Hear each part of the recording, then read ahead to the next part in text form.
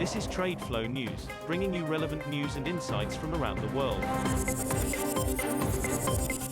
TradeFlow News, enabling trade for SMEs and economies worldwide. These are some of the key topics that we will be looking into in today's program.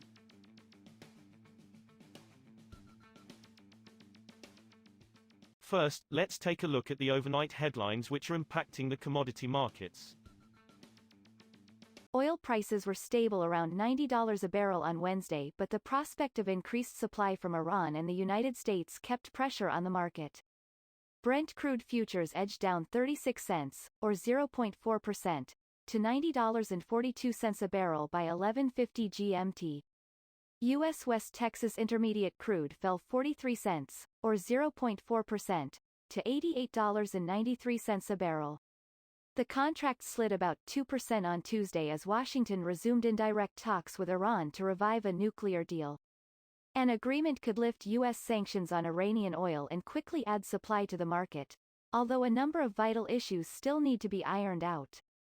China's government said on Wednesday that coal production firms should resume normal production and supply, strictly implement the country's policies on stabilizing coal prices. Local authorities should strengthen supervising and to take measures in order to keep coal prices within a reasonable range, said in a joint statement by the National Development and Reform Commission and the National Energy Administration.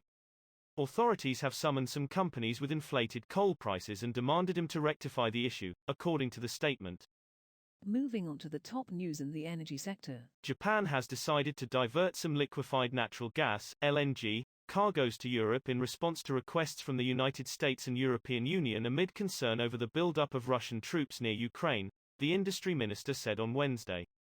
The extra shipments are expected to arrive next month, Minister Koichi Hajuda told reporters. The move comes as Europe faces tight supplies of LNG as tensions in Eastern Europe remain high over the Russia-Ukraine crisis, fanning fears of serious disruptions. We have decided to respond to requests from the United States and EU for sending LNG to Europe, where gas supply is tight, Hajuda said after separately meeting with the US and EU ambassadors to Japan earlier in the day.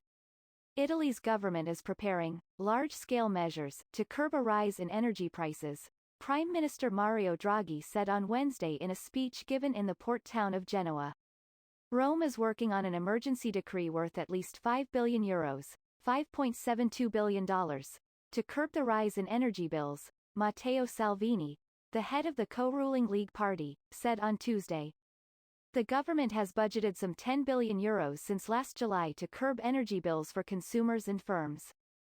Next, we have the top news in metal markets. China's Shanghai International Energy Exchange, INE, said it approved 13 deliverable copper cathode brands for its bonded copper futures. It included some foreign brands from Chile, Poland as well as China.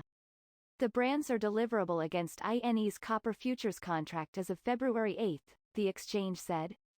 The INE had previously approved brands from Australia, Peru, Spain and the US for its bonded copper contract, which is open to overseas investors for trade. China's state planner warned on Wednesday against fabricating iron ore prices, saying for the second time this year that regulators would study effective measures to ensure market stability amid fast-rising prices. The National Development and Reform Commission, NDRC, and the State Administration for Market Regulation recently talked to iron ore price information providers, warning the firms to ensure accuracy of their releases, the regulator said in a statement. Related companies should not fabricate or publish any false price information and should not drive up prices, the statement said.